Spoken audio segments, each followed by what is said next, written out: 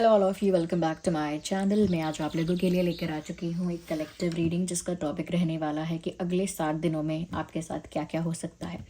Upcoming situations कैसी रहेंगी, कैसी कैसी परिस्थितियाँ उत्पन्न हो सकती हैं, क्या कुछ सरप्राइजिंग हो सकता है, क्या कुछ अनएक्सपेक्टेड हो सकता है, क्या मिरेकल्स हैं, क्या ब्लेसिंग्स हैं, क्या चेंजेस हैं फॉर द नेक्स्ट 7 डेज हम देखेंगे।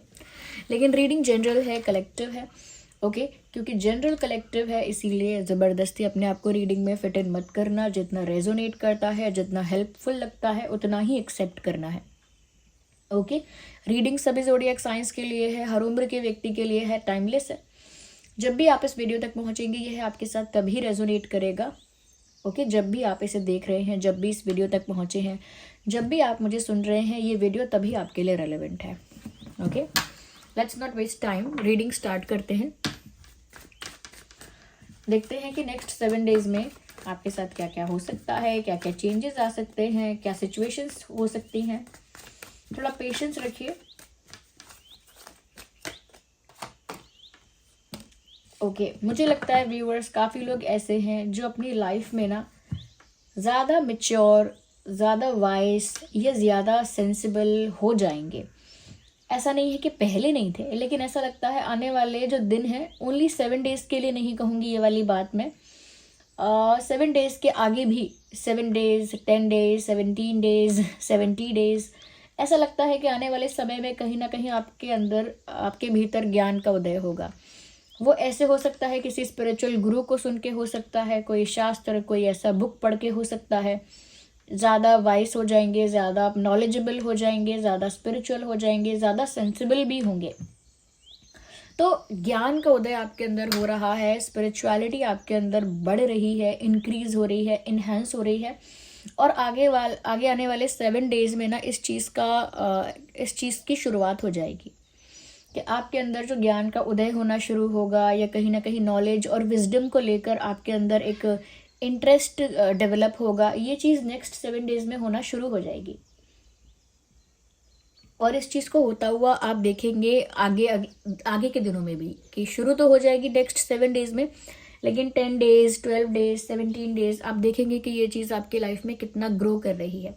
आपका विजडम कितना बढ़ गया है, आपका नॉलेज कितना बढ़ गया है। फिर चाहे वो कोई बुक पढ़ने से बड़ा हो, या मेडिटेशन से, या किसी स्पिरिचुअल गुरु को सुनने से, या फिर अपने लाइफ के स्पिरिचुअल एक्सपीरियंसेस से, या जो भी एक्सपीरियंसेस हैं उनकी वजह से जो भी आपको विजडम या नॉलेज मिला है, वो आपको कहीं ना कहीं ज़्यादा वाइस पर्सन बनाएगा, ज़्यादा नॉलेजेबल पर्सन बनाएगा।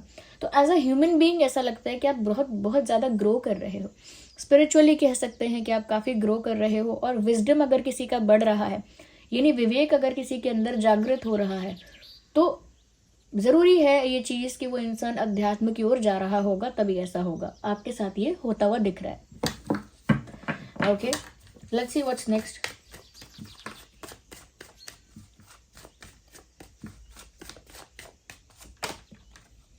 इंटरेस्टिंग। मुझे लगता है व्यूवर्स, जिस जिस सिचुएशन में, जहाँ जहाँ जिस जिस क्षेत्र में आपके साथ अन्याय हुआ है, कुछ भी अनफेयर हुआ है, इनजस्टिस हुआ है, चाहे वो फैमिली में है, फ्रेंड्स में है, सोसाइटी में है, वर्क प्लेस में है, कहीं पर भी जहाँ आपको लगता है कि आपके साथ गलत हुआ, अन्याय हुआ, ऐसा लगता है कि वहाँ अब आपको जस्टिस मिलेगा।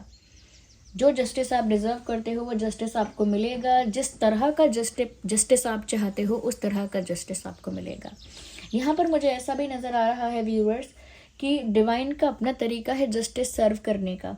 हो सकता है दूसरे इंसान को, जिसने आपको दुख दिया है या जिसने आपके साथ गलत किया है, वो चीज़ का फेस करने वाला है, वो डेट अलग हो सकती है। जैसे किसी ने आपको चीट किया है, अब उसके साथ कब वो चीज़ होने वाली है, वो डेट अलग हो सकती है। लेकिन आपके साथ जो अच्छा होने वाला है, वो जल्दी होने वाला है।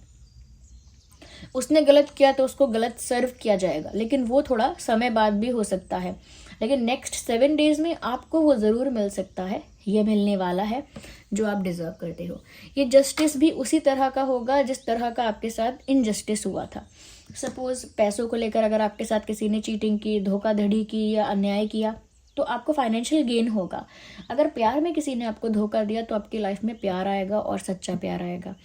अगर किसी और लेवल पर, फैमिली लेवल पर, फ्रेंड्स में किसी ने बिट्रे किया, तो उस तरह से भी आपको जस्टिस मिलेगा।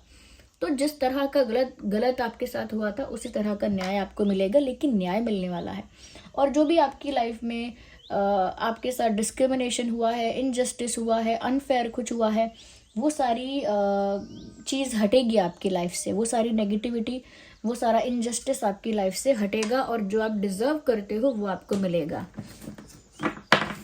ओके किसी ने अगर आपसे कोई अपॉर्चुनिटी छीनी, कुछ छीना, कोई चांस आपसे छीना, तो मुझे लगता है वो सब लौट कर आने वाला है मल्टीप्लाई होके। अगर किसी ने एक अपॉर्चुनिटी आपसे छीनी थी तो 5 अपॉर्चुनिटीज़ आएंगी। ठीक है, किसी एक इंसान ने अगर आपका कुछ पैसा फ्रॉड किया, आपके साथ स्कैम किया या धोखा दिया, तो बहुत सारे सोर्सेस बनेंगे आपके इनकम के। तो इस तरह से जस्टिस सर्व होगा। ओके काफ़ी सारे कार्ड्स यहाँ स्लिप हो रहे हैं। Let me shuffle again.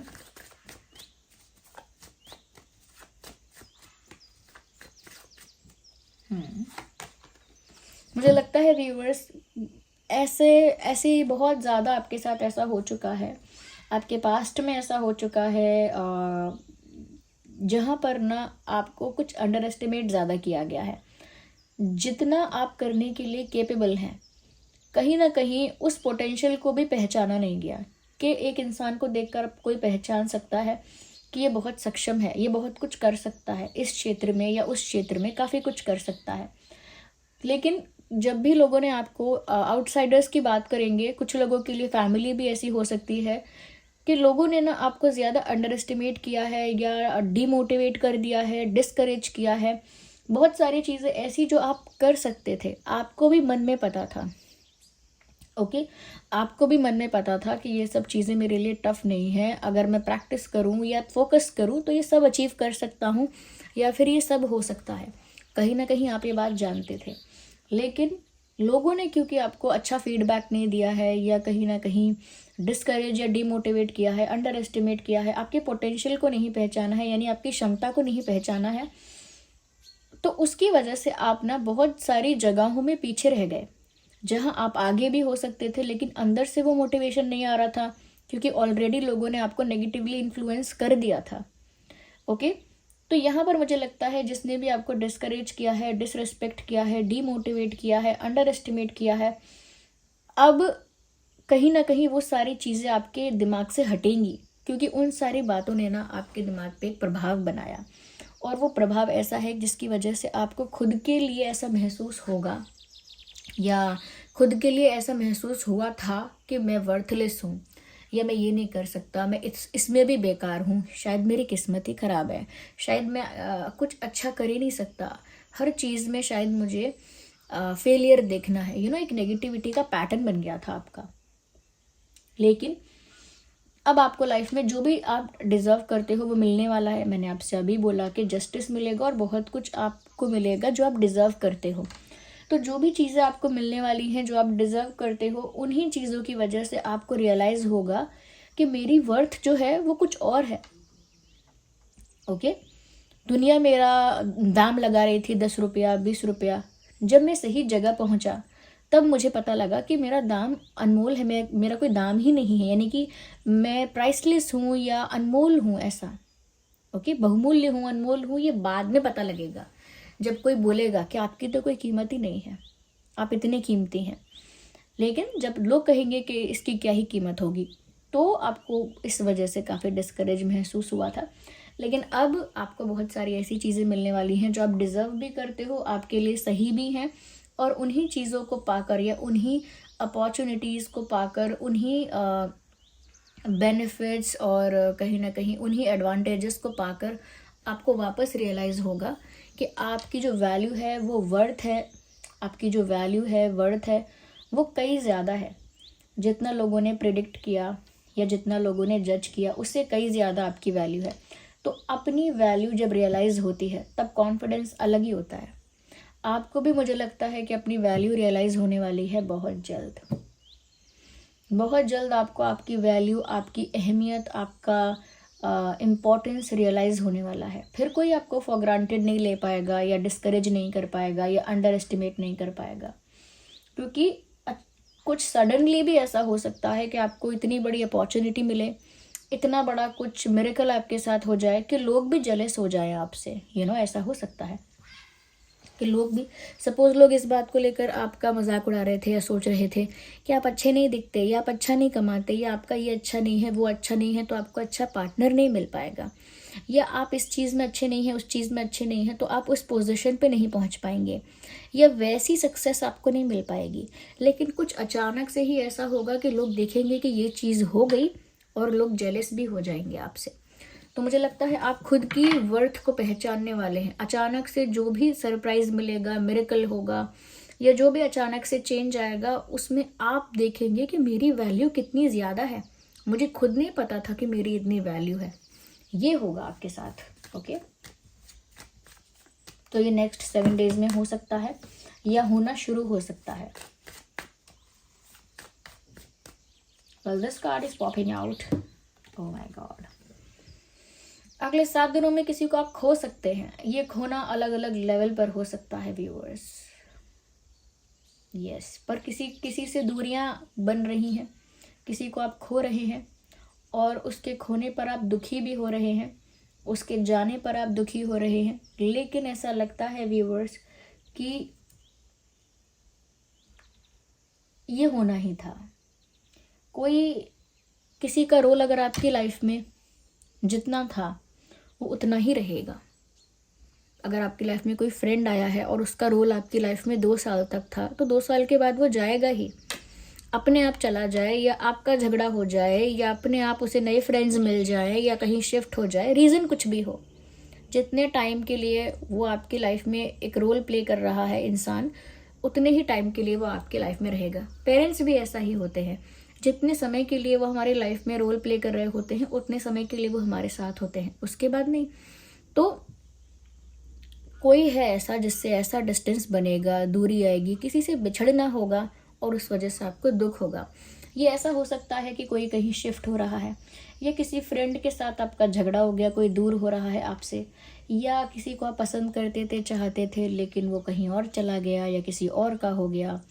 लेकिन ये जो भी आपसे दूर हो रहा है, उसका आगे आपकी लाइफ में रोल नहीं है। अगर कोई ऐसा दोस्त है जो आपसे दूर हो रहा है, तो व्यूअर्स कहीं ना कहीं इतना ही था आप दोनों का। और उसमें अच्छी बात आपके लिए ये भी है कि आपको कुछ न्यू मिलने वाला है उसकी जगह। जो पुराना स्पेस था वो खाली होगा टू गेट समथिंग न्यू। कुछ नया आपकी लाइफ में एंटर होगा और पुराना स्पेस खाली होगा। जैसे जो इंसान आपको पहले हैप्पीनेस, रिस्पेक्ट सर्व कर रहा था, लेकिन अब वो इंसान आपको रिस्पेक्ट, हैप्पीनेस सर्व नहीं करता। अब वो रिस्पेक्ट, हैप्पीनेस, केयर सर्व नहीं करता। इनफैक्ट अब वो इंसान टॉक्सिक हो गया है, अब वो इंसान नेगेटिव हो गया है, अब वो इंसान ना आपके मेंटल पीस के लिए अच्छा है, ना आपकी ग्रोथ के लिए अच्छा है। तो उसका आपकी लाइफ में इतना ही रोल था। अब वो आपकी लाइफ से किसी ना किसी कारण से जाएगा। आपको दुख होगा, बट टेम्परेरीली होगा। ऐसा नहीं है कि ये दुख आप कैरी करके ज़िंदगी भर घूमेंगे, नहीं। टेम्परेरीली पेन होगा, उसके बाद आप भी उस चीज़ को एक्सेप्ट करके आगे बढ़ जाएंगे। तो एक सैडनेस दिख रही है किसी के जाने की वजह से, लेकिन उस इंसान का रोल उतना ही है, और वो इसीलिए उतना है कि पहले वो इंसान जो पर्पस सर्व कर रहा था आपके लाइफ में, वो इंसान अब वो पर्पस सर्व नहीं कर रहा, और इनफैक्ट उसका अपोजिट कुछ क्रिएट कर रहा है, जैसे नेगेटिविटी, टॉक्सिकनेस, ऐसा। ओके, तो मुझे लगता है कि जिसका जितना रोल था उतना ही रहेगा और चला जाएगा आपकी लाइफ से।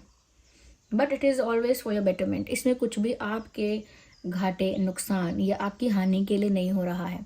जो पेन भी आपको हो रहा है वो टेम्परेरी हो रहा है, वो भी लंबे समय तक नहीं रहेगा। आइए हम यहाँ पर कुछ डिवाइन गाइडेंस भी देख लेते हैं। लेट्स सी कि डिवाइन इस सिचुएशन में आपको क्या गाइड कर रहे हैं। We need 1 card at 1 time. We divine message,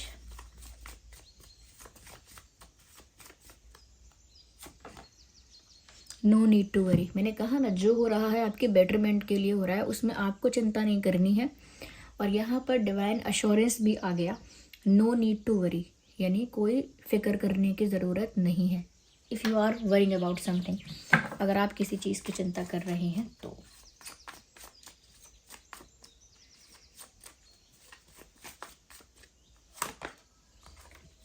compromise, मुझे ऐसा लगता है व्यूअर्स, कहीं ना कहीं सिचुएशन ऐसी आ सकती है जहाँ आपको थोड़ा एडजस्ट करना पड़े, कॉम्प्रोमाइज़ करना पड़े, बट वो सिचुएशन आएगी। आप कॉम्प्रोमाइज़ करने के लिए रेडी होंगे या नहीं होंगे वो आपका ही डिसीजन होगा, क्योंकि ये एक जनरल रीडिंग है। यहाँ पर ये पता लग रहा है कि एक कॉम्प्रोमाइजिंग सिचुएशन आ सकती है जहाँ पर आपसे कहा जाए कॉम्प्रोमाइज़ कर लो, ये कॉम्प्रोमाइज़ कर लेना चाहिए। अब वहाँ पर डिसीजन आपका ही होगा कि आप कॉम्प्रोमाइज़ करना चाहते हैं या नहीं करना चाहते हैं। हो सकता है अगले 7 दिनों में ये कॉम्प्रोमाइजिंग सिचुएशन आ जाए और आपको जल्दी ही डिसाइड करना पड़े। अपॉर्चुनिटी, ये तो मैंने पहले ही आपको बोल दिया कि आपको बहुत सारी अपॉर्चुनिटीज़ मिलने वाली हैं, और अपॉर्चुनिटी का मैसेज भी आ गया। ये अपॉर्चुनिटी प्यार में हो सकती है, करियर में हो सकती है, किसी और अच्छे पोजीशन या किसी और अच्छे फील्ड के लिए हो सकती है, किसी और अच्छी बात के लिए, चीज़ के लिए हो सकती है। तो अपॉर्चुनिटी आपकी लाइफ में आ रही है। ओके, अब कॉम्प्रोमाइज़ करना है या नहीं वो आप खुद ही डिसाइड करिएगा सिचुएशन के अकॉर्डिंग, क्योंकि एक जनरल रीडिंग है। लेकिन चिंता मत करना, जो भी हो रहा है आपकी ग्रोथ के लिए हो रहा है, क्योंकि फर्स्ट कार्ड यही है कि विजडम आपको मिलने वाला है नेक्स्ट 7 डेज़ में। तो जिसको विजडम मिल रहा होता है वो हमेशा सही डिसीजन लेता है। जो वाइस पर्सन है यानी विवेकी इंसान है, विवेकी इंसान हमेशा बुद्धि का इस्तेमाल करके सही डिसीजन लेता है। कॉम्प्रोमाइज़ भी वहाँ करता है, कॉम्प्रोमाइज़ या एडजस्टमेंट भी वहाँ करता है जहाँ करना चाहिए, वहाँ नहीं करता जहाँ कोई लॉन्ग टर्म में कोई फ़ायदा नहीं है। Okay, so think before you do anything, और वाइस पर्सन की तरह ही सोचिएगा, वाइसली सोचिएगा। So this was the reading, I hope it was helpful for you. Thank you so much for giving me a precious time. Reading claim करिएगा and divine को reading के लिए thank you बोलिएगा, universe को thank you बोलना, जिन पर भी आपका विश्वास है उनको थैंक यू बोलना। Okay, I hope it was helpful. काफ़ी लोग कह रहे थे कि नेक्स्ट 7 डेज़ का रीडिंग लेकर आओ, तो ये सब चीज़ें होंगी, लेकिन कुछ चीज़ों का ध्यान भी रखना है।